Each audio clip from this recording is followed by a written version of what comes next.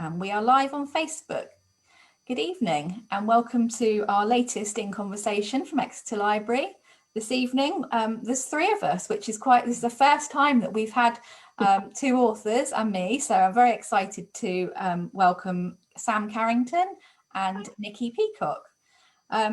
Exeter Library is one of 54 libraries run by the charity Libraries Unlimited, and we bring these events to you for free. If you would like to donate to the charity that runs the libraries, we do have a donation link on our chat function for Exeter Library. We're also streaming across to 17 other libraries across Devon and Torbay this evening, from as far-flung as Holsworthy down to Paynton. So welcome to all our viewers from those libraries as well. If you would like to ask Sam or Nikki questions, if you pop them in the Exeter Library chat or message the Exeter Library, then I will put them to Nikki and Sam and we will endeavour to answer them. So I'd like to introduce our authors first, and I'll start with Sam because she's on my left. Sam's book Open House, which I have a copy of here, is out now and published by Avon. And Sam lives in Devon. She's worked for the prison service, which I think is fascinating, and we'll come back to that shortly, as an offending behaviour programme facilitator, which is quite a mouthful. And that was before she became a novelist, and Open House is her sixth book. Would you like to just say a bit about Open House, Sam? Yes, yeah, thank you very much, and thank you for having me, Karen. The Open House is, as I have also got the book here, it follows Amber, who is separating from her husband and the family house is up for sale.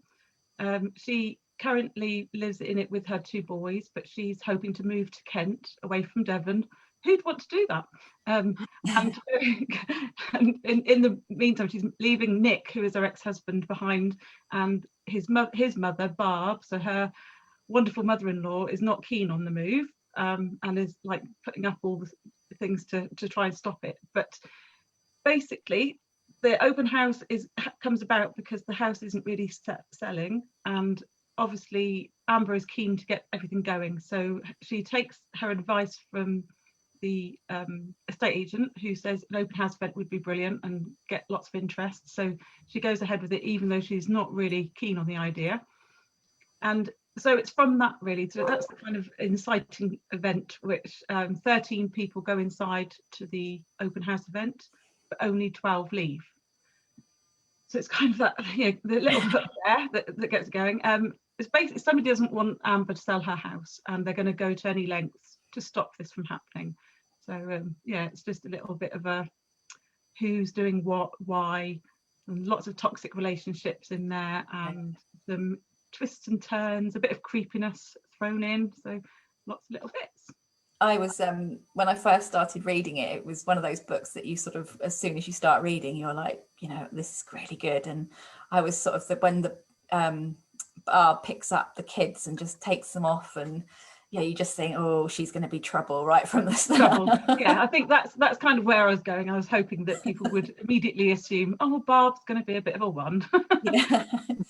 And Nikki, so Nikki, who is on her book Little Bones, which you are on there as NV Peacock, but you're also a writer known as Nikki Peacock, and you've written young adult, 5 young adult novels, I believe, so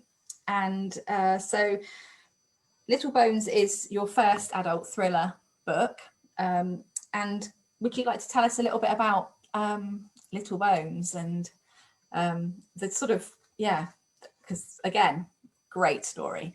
Loved it. Thank you. Well, hi everyone. I hope you're all well on this horrible stormy night. So I also have my book. So Little Bones, it's set in Northamptonshire, where I live, and it's all about the daughter of a very infamous serial killer who changes her name and tries to have as normal a life as she can, until a local true crime podcast takes on the mantle of a local crime and reveals her identity. Yes, which is which goes in all sorts of directions, doesn't it? I think, yeah, both of the books are, and they're really gripping. And I think sort of the one question that I wanted to ask you both is, because obviously you've had your career before, Sam, and Nikki, you wrote your young adult. What drew you to write the genre of this sort of psychological thriller, sort of crimey? What drew you to that? Well, I think for me, obviously working in a prison did give me kind of that basis for all the wonderful array of crimes, and the psychological aspects of it as well was really fascinating. So I kind of had that. I've always been fascinated in psychology and drawn to crime. I don't, not committing crime, like reading about crime and watching crime, and it's always been sort of something I've loved. So I suppose it's a natural progression once I realized I wanted to write, because I did kind of start late in life, really. I was like 40 before I started writing seriously. That kind of tended to be where I gravitated, I think. Just that dark fascination and human psyche, and I just really liked the thought of, and because I read that genre as well, so it's a natural progression, I think, isn't it, if you I think write in the genre that you love to read. And so that's what drew me in. And what about you, Nikki? Because obviously you're known for your sort of young adult, and so what sort of, did you have an idea that you wanted to move into sort of the adult market, or was it the idea of the book and then it sort of progressed from there? It was sort of a combination of everything. The youth adult books I wrote were quite short. They were only really novellas, and I hadn't attempted a long book, sort of a 90,000 word plus book. The other were 35,000 to 45,000 words. And they were pretty dark, I must admit. I don't pull my punches when I write into the youth adult market. So I kind of had the idea, and I love true crime podcasts, and I just thought, why not write it and just see how it goes. And I like say, I read a lot of thrillers, psychological thrillers and crime thrillers, and it was just sort of a natural progression for me. That's good. Yeah, I think, because I was going to ask you actually, what do you like to read for pleasure, and you both, so is this genre your sort of favorite, or are you, because I'll read pretty much anything. I'm not a huge sci-fi fan, but apart from that, but I would say that crime and thrillers are my favorite genre. So but I'm not sure I could write one. I'm not sure. Yeah. Oh, you never know. It's surprising what comes out once you start writing. Do you think quite scary? Yeah, so do you think that sort of does, because you said, Nikki, about that darkness, and do you think that sort of, because obviously when you read quite a lot of psychological thrillers, I mean, you definitely do enjoy the darkness, or I enjoy the darkness. I don't think you read them because they're light and fluffy, do you? So how do you sort of get to that sort of, how that you want people, you willing people to read on? Does it come naturally, or do you have to sort of really work at that sort of, I want people to pick it up and be enthralled in it in the first sort of chapter or so? Well, I really liked sort of the Agatha Christie method of leaving each chapter on a hook. Because people tend to read to a chapter and then they put it down. But if you have a hook on a chapter, they won't put it down because they're going to want to know what happened. So if you lead a chapter on and then a shot rang out, then you're going to want to know who's shot or who shot that gun or what happened. So that's one of the things that I really like to do within my writing. But that kind of comes sometimes naturally. When I write a first draft, there'll be a natural point where I go, oh, I'm going to end it there. And then I get the next chapter. But a lot of it does actually come just through the drafting process. So I'll come to something and think, well, I should have ended it there, and it's more interesting if I do that, or I start this here. And that's kind of how that happens for me. I don't know about Sam. Yeah, I was going to say it's pretty much the same, really, isn't it? You want to be able to leave that reader thinking, oh, I want to keep going a little bit longer. So I tend to have quite short, snappy chapters as well, which I hope kind of builds that suspense, but also makes you think, oh, just one more chapter. It's getting that, like, the thing, one more chapter, so they speed through the book. But I think, as you say about it naturally ending on a hook, sometimes it does, a little bit of a cliffhanger.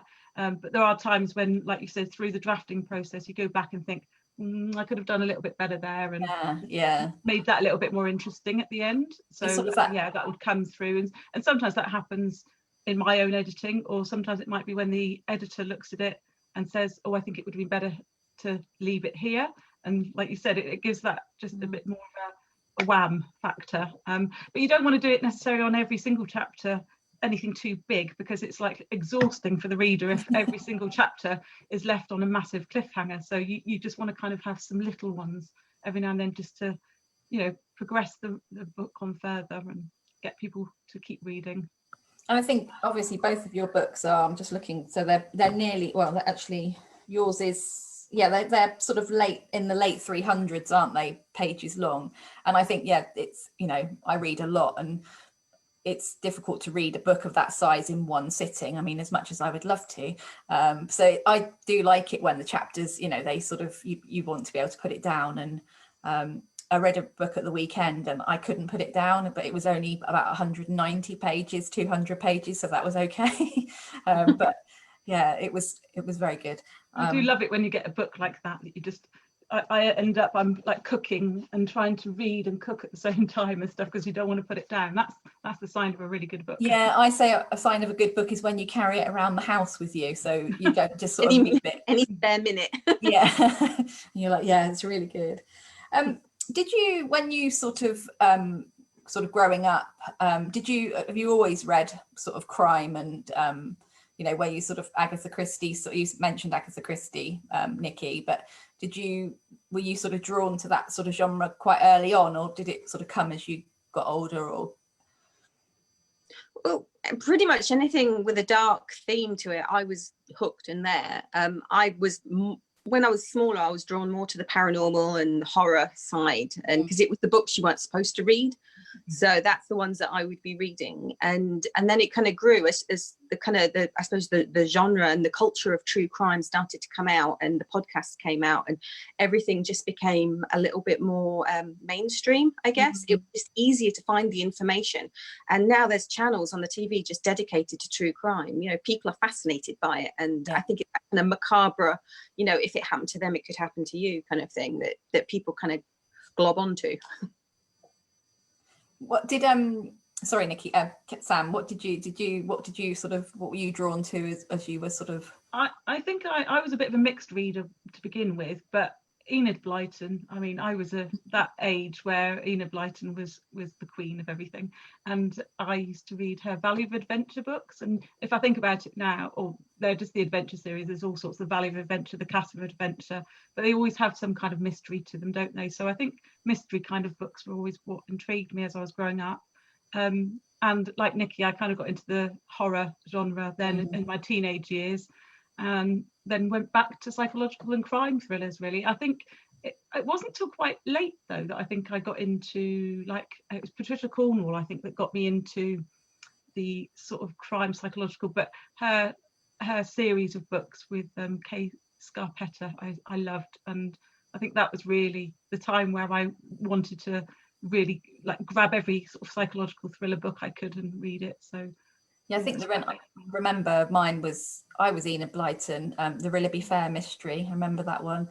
And then I went on to Agatha Christie, and then right into Stephen King and James Herbert. Yeah, it's weird, isn't it, how that happened? Yeah, Virginia Andrews as well. Do you remember the Flowers? Oh, yeah.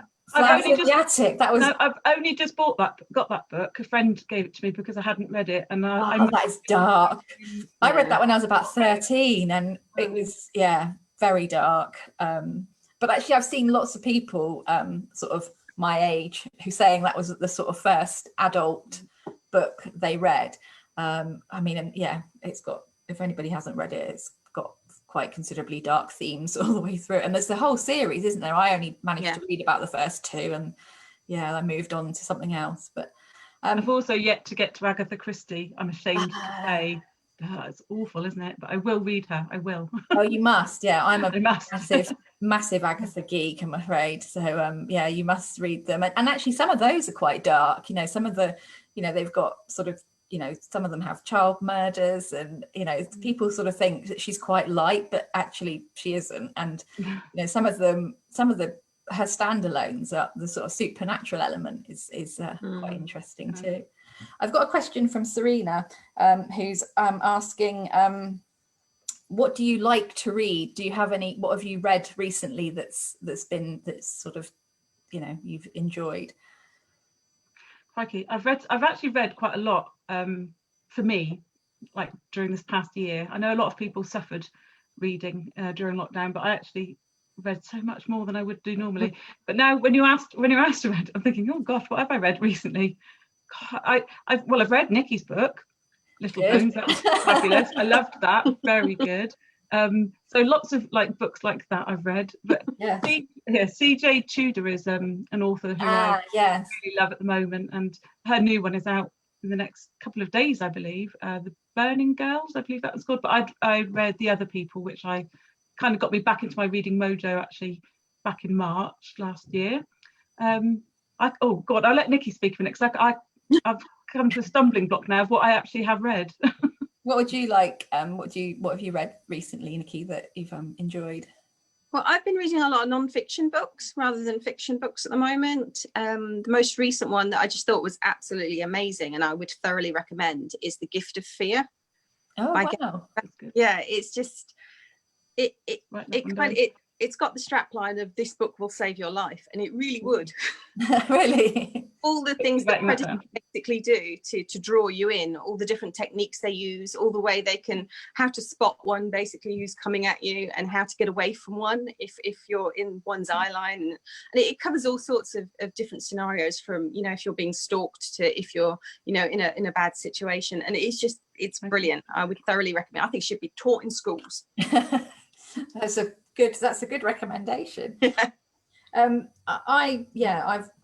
book I was talking about that I read at the weekend was The Last Thing to Burn by Will Dean. That's on my list. That's on my list. Yeah, that's amazing. Really, yeah, I can definitely recommend that one as well. That's dark, very dark again, going back into the darkness. So, I have just read Where the Crawdads Sing, actually, which is a complete different kind of thing for me to read, but it's part of my little book club, so that was good, and it's still got a crime at the heart, so yeah, it's still, even though it's historical. When you because both of your books, it's really difficult because you don't want to give anything away with a psychological thriller, because it's, you know, I've seen so many people who've written reviews and they give away you know, and then people get very, very grumpy about that. So I'm going to be very careful with my words. So I'm going to say both your books have got very twisted storylines and endings. That's all I'm going to say in that.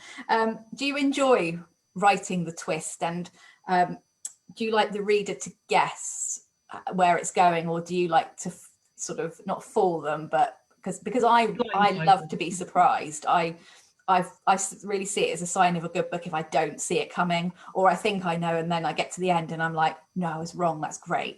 I love that. I don't want to be right. I think it's harder and harder to get twists now that people don't see coming, because especially if the readers are voracious readers of the genre, they kind of can see where you're putting bits in to like, you know, foreshadow. But I hope that I put in twists that, you know, keep twisting, and so just when you think it's going one way, let's just pull the rug out and you go a different direction. But I think everyone's so different. I mean, I've had people say, oh, I thought it was going to do this and it went like that way, and other people go, I saw that coming. So I think it just depends on the person who's reading it.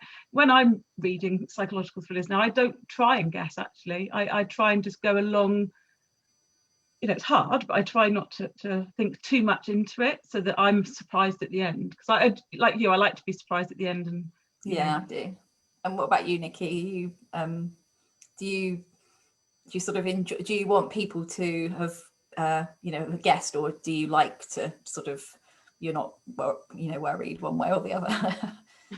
Well, I love a good twist. I think it would be, to me, it's cheating if you don't drop a few clues, because if you haven't got clues down, then someone gets to the end like, what, how did that, you know, it's like out of the field, what happened there, you know. And personally, you know, my kind of goal for a reader is for them to then go back to the start of the book and go, right, where were the clues, if they didn't get, and to reread the book and think, oh yeah, that's when I should have twigged, or that's when that happened.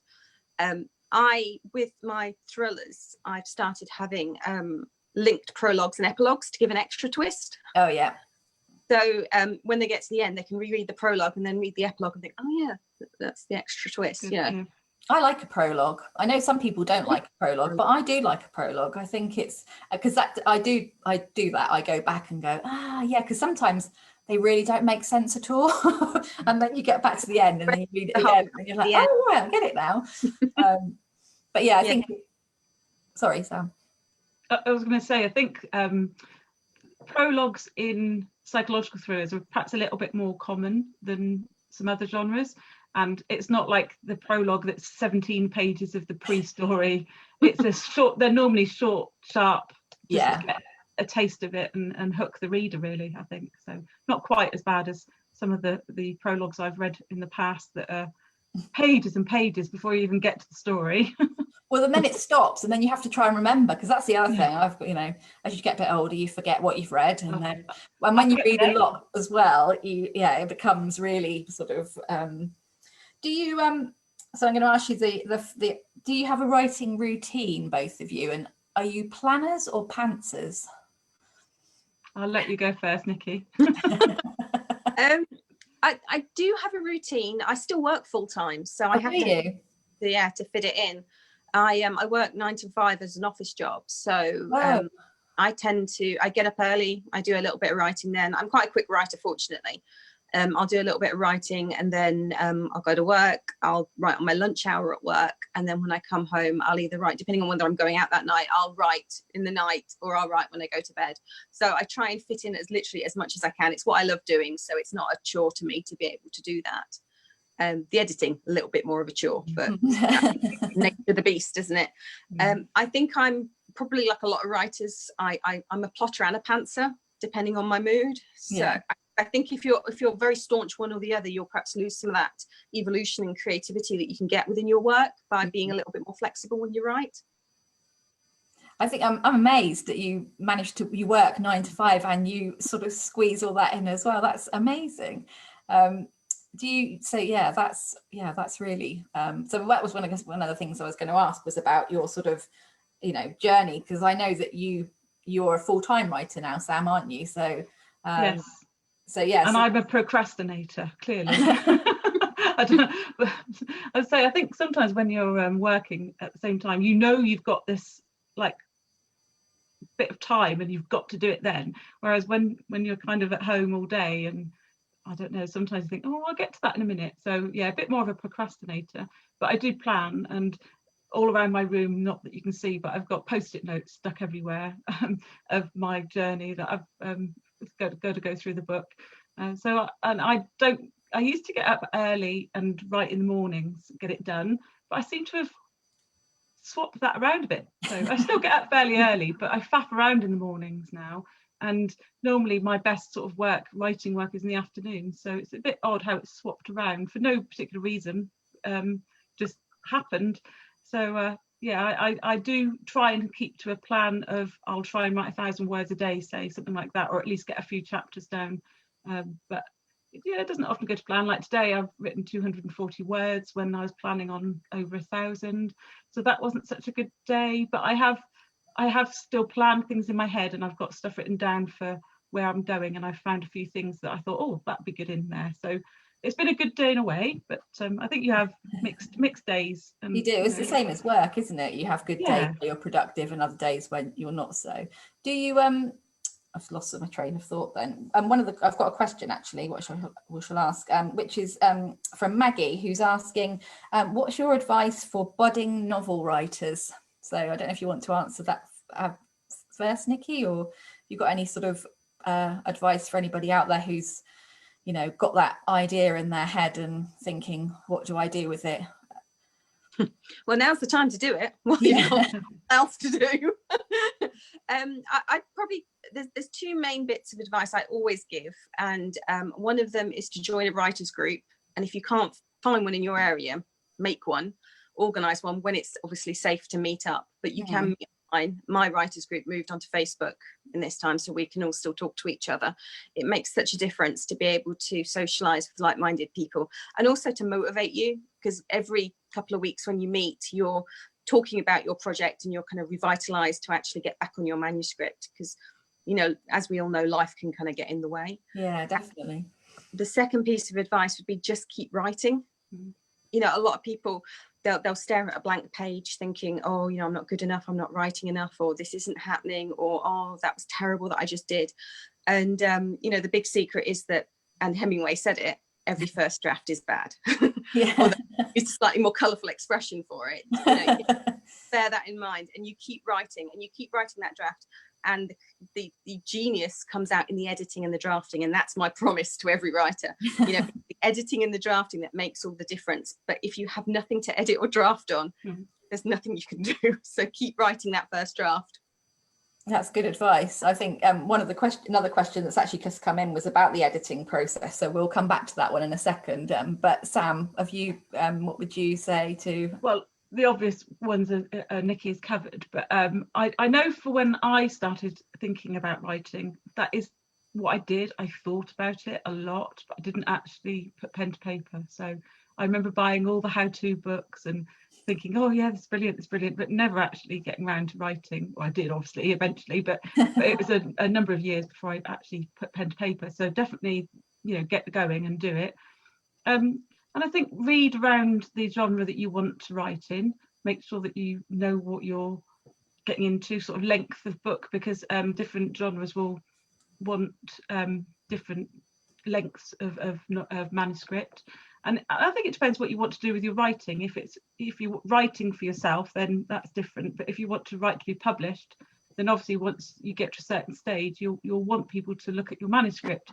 And I think that might be a good time then, once you've done all the, you know, your drafts and your editing yourself, is to perhaps get somebody else to look at it, and maybe hire a editor to go through before you submit to agents, just so that you can get a better, you know, somebody else's opinion really on that writing, because you can get lost in it yourself and not see where things might need like looking at. So my very first draft of my very first novel, which hasn't been published, but the one that I started sending out to agents, I'd actually got, I was lucky enough that an editor looked at it. She'd just, you know, done her courses and stuff, so she was taking on like free jobs at the time. So I was really lucky to get in, and she took it and, you know, edited it, and that was a real eye-opener, because I did so much I didn't know about, and I learned a lot through that process. So it is, and again, that's trial and error as well, is, you know, that's a big thing with writing, I think, is trial and error.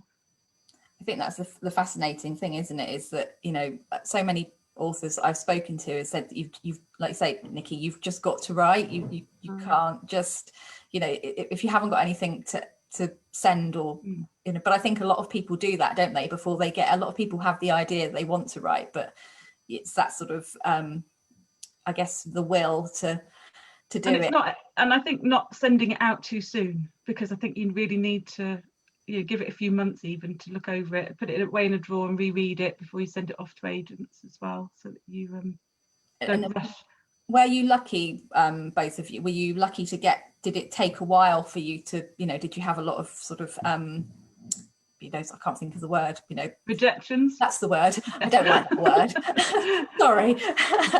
Yeah. Did you have rejections before? And that's hard, isn't it, as well? Yeah, it is hard, but I think you did tend to, most writers will say to you, once you get the rejection, you're a real writer. So it's one of those things that you've plastered, or it used to be, isn't it? People would plaster their walls with their rejections, but obviously you just get emails now instead. But yeah, no, I had quite a few rejections with my first manuscript, and my agent that I've got now was interested in my writing, but not the book. So I had a bit of a different induction, if you like, into my agent, because she asked to see if there's anything else that I'd written, and actually, as it happened, I'd just started writing what is now Saving Sophie, my debut, and I'd entered it into the Crime Writers Association Debut Dagger Award, and it was longlisted. So I was able to go back to her and say, okay, I've started something else, and this is what it is, and it's just been longlisted. And she actually asked to see it, even though it wasn't finished, which is pretty much unheard of. I think it's not as common. No. It's more common. You meant to finish your manuscript before an agent sees it, but she happened to see it and like that, and she signed me on the basis that I would finish this and she would submit it to publishers. So there's a lot of luck, I think, involved in timing with it. Yeah. You And know, I've heard and lots of people. The case, you know, timing is everything. I think with, you know, getting the agent to read it at the right time when she's looking for that particular kind of genre, and you know, maybe, you know, if that's the kind of thing that they've been looking for a while, then you're snapped up a bit quicker. How about you, Nikki? Well, I think I took the rocky road. I'm unagented. I put Little Bones into an open submission at HarperCollins Avon, and got the book contract like that. So I didn't go a kind of what we call a traditional route. No. Well, that's interesting. I think that's really sort of useful for, because I've heard, like, when I've spoken to other authors, you know, some people seem to get, you know, there's a few that get sort of, you know, snapped up straight away, and they're writing, you know, 2 or 3 books, you know, quickly, and there's other ones that have taken, you know, had 30 odd rejections, and then it just happens. And then, so I think it gives people hope that, you know, it's not a one size fits all with getting sort of published. It can be lots of different ways. Yeah, so we're going, somebody said sent a question in asking about the editing process. So how much do the editors change your ideas and writing? Can that be a bit disheartening at times, or is it not like that? I haven't found it like that, no. I've obviously, all of my books have been published with Avon, but I have had a few different editors. So my editor now is well, they've all been fantastic, but my editor now is fab. Katie, she's brilliant, and it's more of she'll suggest things, you know, and we'll perhaps discuss a few things, but it's always my writing. And I think she always says, look, it's, you know, this is just a suggestion, you don't have to take it, it's just as I'm reading through, this is what I'm thinking. And I do generally take her suggestions because she's always right. As is, my agent is also an editor, or was an editor previously, so she quite often looks over my work as well, and I get feedback from her before even it goes to the editor. So a lot of people get to see it, and it's tweaked along the way. But yeah, there's mostly it's things like timelines. Oh my God, I have an issue with timelines. So that's normally where the things come in saying, oh, that shouldn't have happened here. And, you know, I've just finished writing a book that the police procedural timeline was out, and I had to swap quite a lot around. So yeah, I kind of hate editing, if I'm honest. I know Nikki said it's where the magic happens, but yeah, not my favourite process at all, actually. I prefer to write the first draft. I edit as I go, really, as well. So I do take longer to write the first draft, and it's always comes in about 85,000 words, and then we add bits in. So that's where I think my editor is more likely to make suggestions of, okay, so what's happening, what's she doing at this part, and, you know, what kind of try and setting the scene a little bit more. Yeah. I tend to get in with the action, and I've got to try and remember to bring in, you know, a bit more background sort of things.